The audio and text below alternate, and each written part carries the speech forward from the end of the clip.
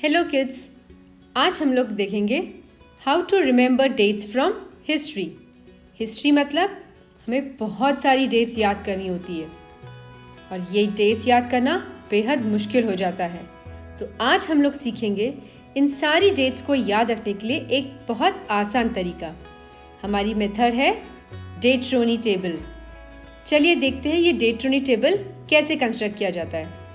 हमें करना क्या है, 0 to 9 नंबर्स लेने हैं और जो हमारे लेटर्स है अल्फ़ाबेट्स के वो इन्हें असाइन कर देने हैं।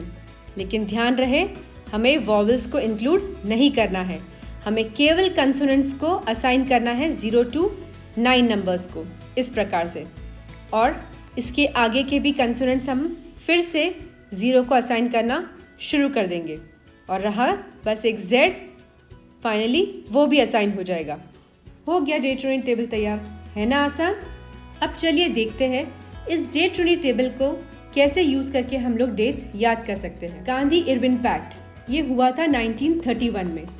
अब जो भी हम लोग डेट्स याद कर रहे हैं ये सारी है 20th सेंचुरी की, इसलिए हम लोग शुरू के जो नंबर्स हैं 19 वो याद नहीं करेंगे।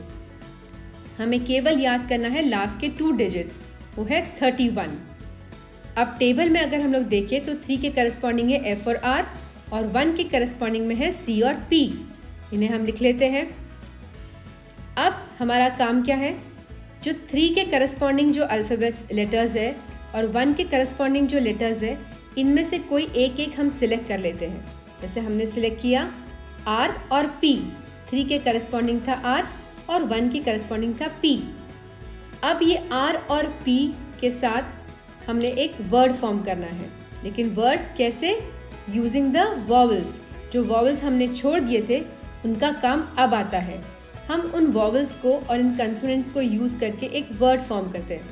जैसे हमने फॉर्म किया रो। अब हमारा काम हो जाता है गांधी इरविन पैक्ट से इस रोप को कनेक्ट करके कोई एक वियर्ड सा सेंटेंस बनाएं।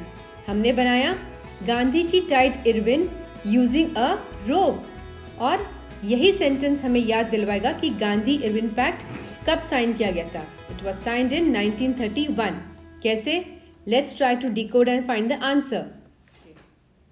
Gandhi ji tied Irwin using a rope. Rope में से हमें वॉवल्स को हटा देना है, बचा R और P।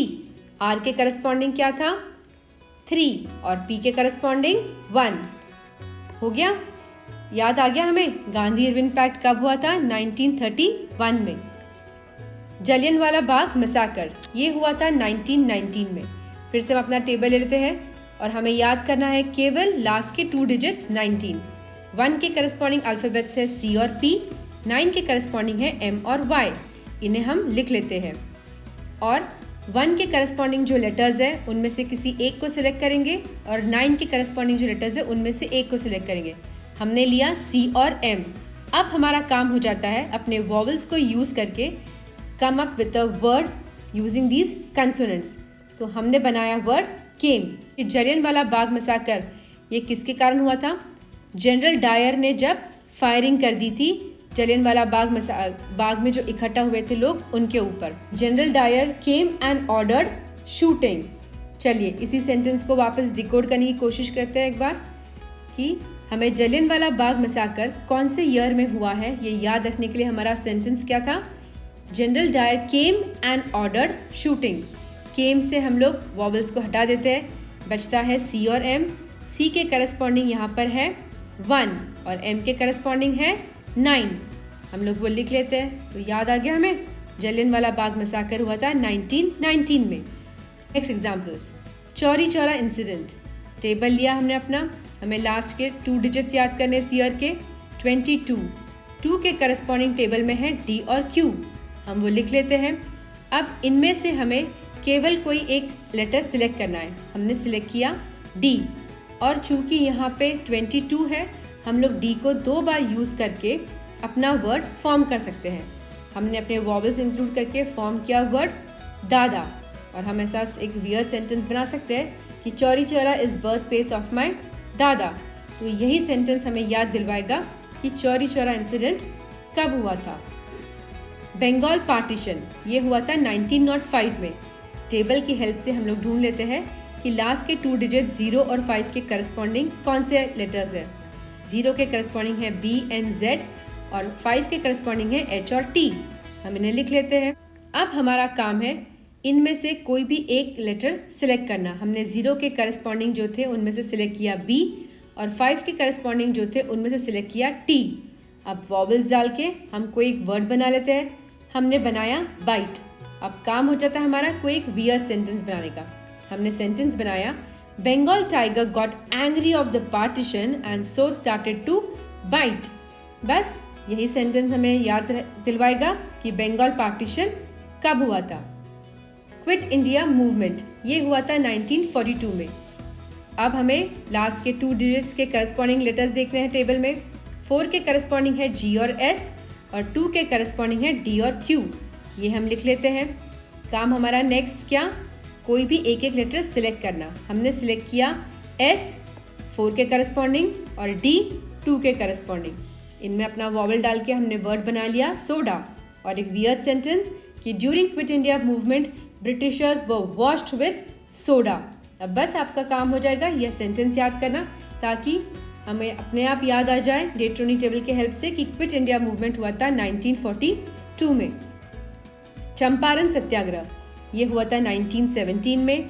टेबल के हिसाब से लास्ट के 2 डिजिट्स के जो थे 1 और 7 उनके करस्पॉन्डिंग लेटर्स क्या है देख लेते हैं हम लोग और उन्हें लिख लेते हैं। सो वी हैव 1 के करस्पॉन्डिंग है C और P, 7 के करस्पॉन्डिंग है K और W। इनमें से एक एक लेटर सिलेक्ट कर लिया हमने P और K। हमारा काम है अब वॉवल्स को डाल के कोई to come up with a weird word या कुछ वर्ड ऐसे जो हमें याद रखने में हेल्प कर सके। और फिर हमारा काम हो जाता है सेंटेंस बनाना। तो हमने सेंटेंस बनाया कि Champa ran with Piku to participate in satyagraha. ये सेंटेंस अगर हम याद रख लेते हैं तो हमें अपने आप चंपारण सत्याग्रह किस साल में हुआ था वो याद हो जाएगा। Next example, second world war.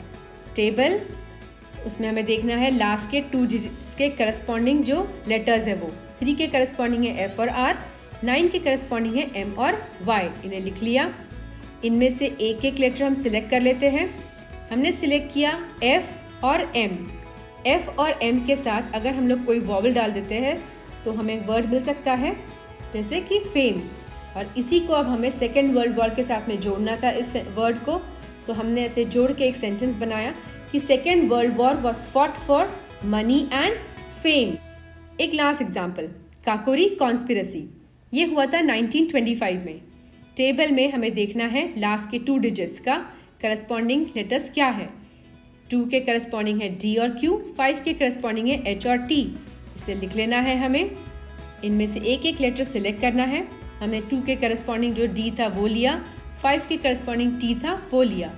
Vowel डालना है और कुछ एक वर्ड बनाना है। हमने बनाया डेट। और अब काम हो जाता है हमारा एक वियर्ड सेंटेंस बनाने का।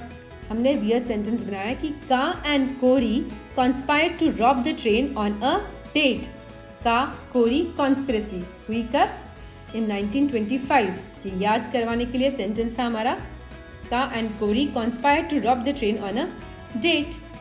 I hope you find this method useful. Do like, subscribe and share the video.